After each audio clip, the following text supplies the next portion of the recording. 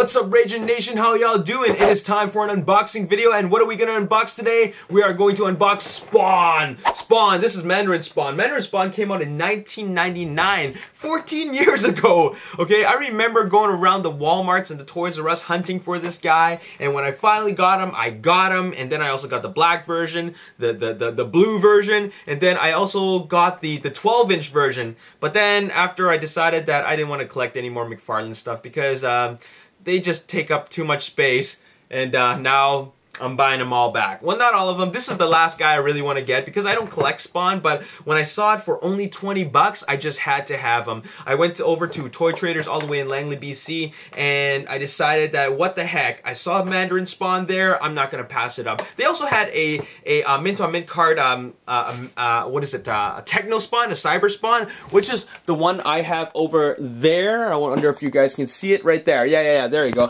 I have all my Spawn guys over there, and I'm going to keep it that way. I want all my Spawn guys over there because I don't want to mix them in with the Transformers because my Transformers shelf just has no room. So let's unbox this guy right about now. And for those that are unaware or unfamiliar with this series, Spawn has just expanded to all kinds of different universes and versions. This is Spawn the Dark Ages, Spawn Series 14.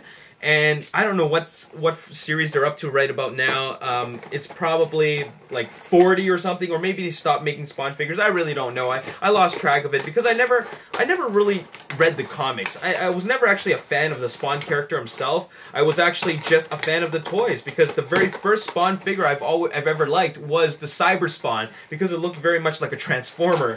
It actually looks like Michael Bay's Transformers, but Cyber Spawn actually came out way before Michael Bay was even thinking about making a Transformers movie. Anyways, let's crack this baby open, and I'm just about done here. So, there we go.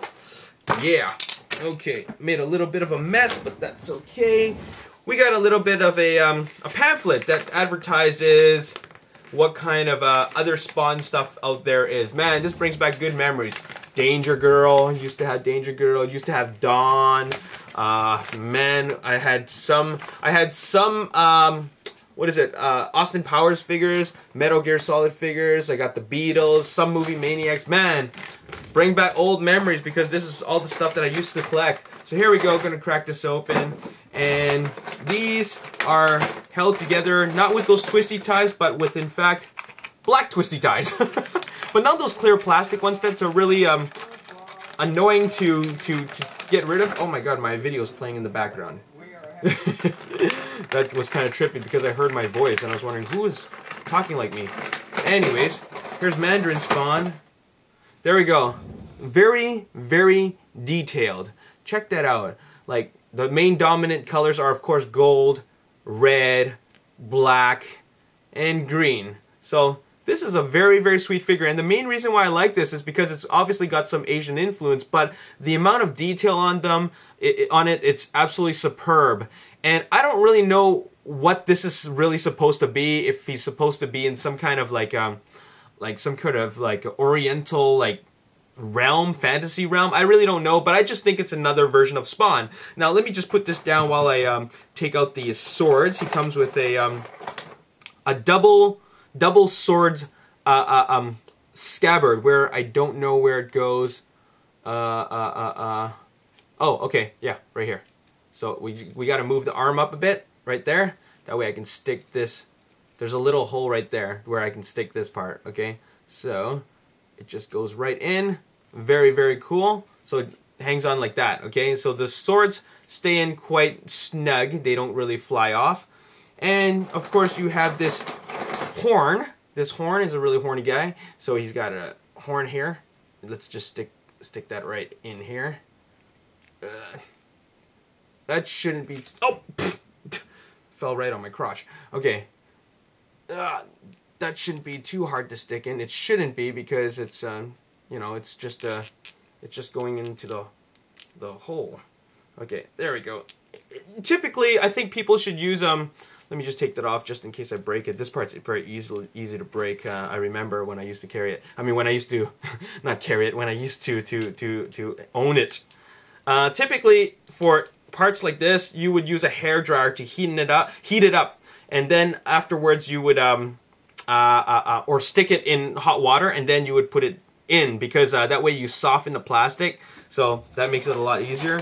Now the next thing I'm going to do is I'm going to attach this would be the shield, and the shield should be pretty easy to attach because it goes on this arm. You can tell it goes on this, you know it goes on this arm because of this part's larger and this part's smaller, okay? So, and his arm, you know, his forearm of course gets large hair and then small hair, so let's attach that on right there. Okay, very, very cool. It's looking good so far. I haven't even fully assembled it yet, not that it requires much assembly, but I just love the way this guy looks. Man, I'm having a hard time right now putting this on. Okay, there, I got it. Okay, so it stays pretty good. Okay, all right, there. Now let's put back on the sword. And then let's take out the badass super sword, the twin blades. Okay.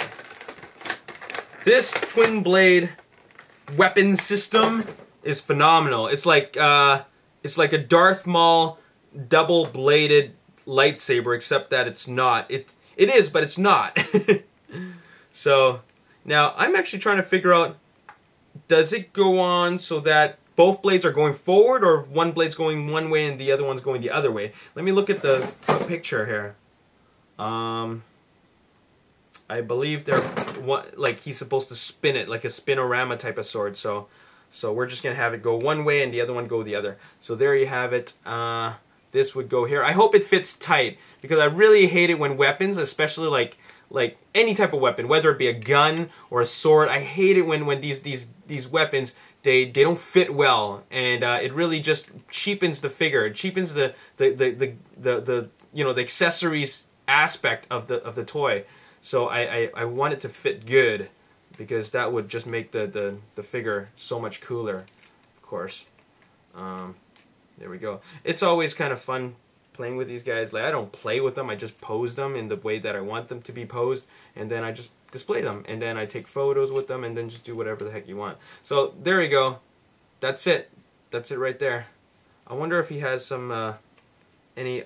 Oh yeah, he's got some decent articulation. So I can actually bend his arm so that he can have the blade like that. Okay, there we go. Now it doesn't look like he can move his arms like this. He can't do that. So it's either up or down. So as always, McFarlane has limited articulation, and this is obviously an older figure from 14 years ago, so the articulation's even more limited.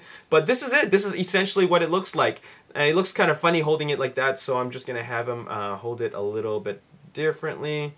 There's not much I can do, but this looks alright. This looks good. So there you have it. I think maybe I'll just take some photos of my Spawn guys and post them up on Facebook. Maybe that album will be coming soon. So if you want to check out that album, like the Ragin Nation Facebook page, and I'll have an album just for my Spawn guys, alright? So for you guys to enjoy.